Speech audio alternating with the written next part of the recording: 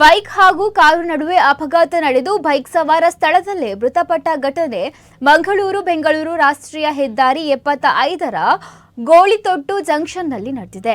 ಕೊಕ್ಕಡದಿಂದ ಉಪ್ಪಿನಂಗಡಿ ಕಡೆಗೆ ಬರುತ್ತಿದ್ದ ಬೈಕ್ ಹಾಗೂ ಉಪ್ಪಿನಂಗಡಿಯಿಂದ ನೆಲ್ಯಾಡಿ ಕಡೆಗೆ ಹೋಗುತ್ತಿದ್ದ ಶಿಫ್ಟ್ ಕಾರಿನ ನಡುವೆ ಗೋಳಿತೊಟ್ಟು ಜಂಕ್ಷನ್ನಲ್ಲಿ ಅಪಘಾತ ನಡೆದಿದೆ.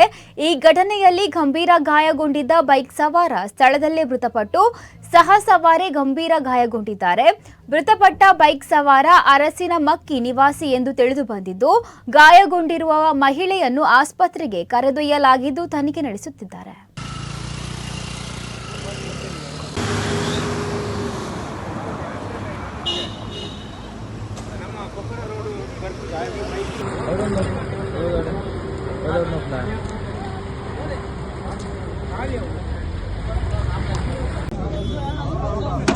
ಮೊಬೈಲ್